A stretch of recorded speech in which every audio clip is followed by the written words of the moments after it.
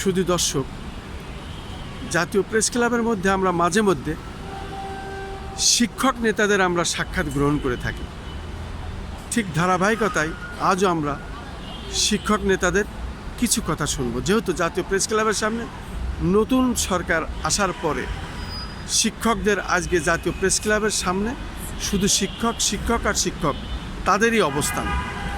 আপনারা দীর্ঘদিন আন্দোলন সংগ্রাম করেছেন এবং আজকে আবার আমরা দেখতে পাচ্ছি জাতীয় প্রেস ক্লাবের সামনে পুরো অবস্থানটা শিক্ষকদেরই।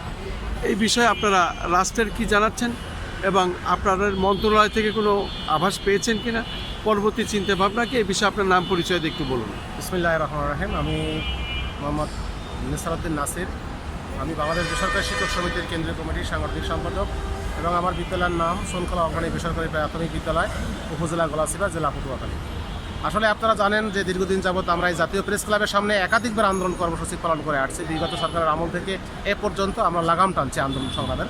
তো একাধিকবার আমরা আন্দোলন করা সত্ত্বেও আমরা সচিব মহোদয়, তৎকালীন যে অন্তর্বর্তী সরকারের যে উপদেষ্টা মহোদয়, তাদের কাছ থেকে আমরা শুধু আশ্বাসই পেয়েছি। আসলে বাস্তবে আমরা এখন পর্যন্ত কোনো কিছু পাইনি। আমরা সরকারকে বোঝাতে সক্ষম হয়েছি যে আমরা আসলে দীর্ঘ 1.5 যুগ পর্যন্ত আমরা এই বৈষম্যের শিকার। প্রায় আমাদের 5000 বিদ্যালয় এখনও বৈষম্যের শিকার। তৎকালীন সেই আওয়ামী লীগ সরকারের আমলে যে প্রধানমন্ত্রী ছিলেন, তিনি আমাদের সুকৌশলে জামাত বিএনপির দোহাই দিয়ে স্কুলগুলো বাদ দিয়ে কিন্তু জাতীয়করণ করে গেছেন, কিন্তু আমাদের স্কুলগুলো জাতীয়করণ করেনি। তাই আমরা অন্তর্বর্তী সরকারের মাননীয় প্রধান উপদেষ্টা কার্যালয় থেকে আমরা চিঠি পেয়েছি এবং এই সচিবালয় থেকেও কিন্তু একটা চিঠি হয়েছে, কিন্তু তারা বলেছেন যে এখনও অন্তর্বর্তীকালীন সরকার জাতীয়করণের কোনো উদ্যোগ নেওয়া যাচ্ছে না। তাই নির্বাচিত সরকার ক্ষমতা আসলে অবশ্যই আপনাদের বিষয়টা গুরুত্ব সহকারে দেখা হবে। তাই ধারাবাহিকতা আজকে আমরা মন্ত্রণালয়ে গিয়েছি এবং সচিব মহোদয়ের সাথে সাক্ষাৎ করেছি। তিনি আমাদেরকে পরামর্শ দিয়েছেন, সেই পরামর্শ মোতাবেক আমরা সামনের দিনগুলো কাজ করতে যাচ্ছি। তিনি আমাদেরকে আশ্বস্ত করেছেন যে মন্ত্রীর সাথে সাক্ষাৎ হলে বা মন্ত্রী মহোদয়ের সাথে আলোচনার মাধ্যমে আমাদের বিষয়ে একটা সিদ্ধান্ত নেবেন। এই ধারাবাহিকতা আমরা এখনও কিন্তু লেগে আছি।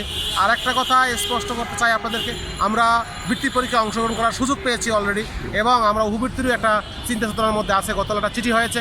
তাই আমরা যেহেতু একাধিকবার সরকারের পক্ষ থেকে কোনো কিছু না পেলেও কিছু জিনিস আমরা অর্জন করতে সক্ষম হয়েছি, কিন্তু আমাদের যে ন্যায্য দাবি জাতীয়করণ সেটা পাইনি। ইনশাল্লাহ আমরা মনে করি আমরা যদি সরকারের সাথে একটা লিয়াজুগ করে যেতে পারি বা যদি প্রয়োজন হয় আবারও মাঠে দাঁড়াবো, তারপর আমাদের ন্যায্য দাবি আদায় করে আমরা ঘরে ফিরবো ইনশাল্লাহ। ধন্যবাদ সকলকে। আসসালামু আলাইকুম।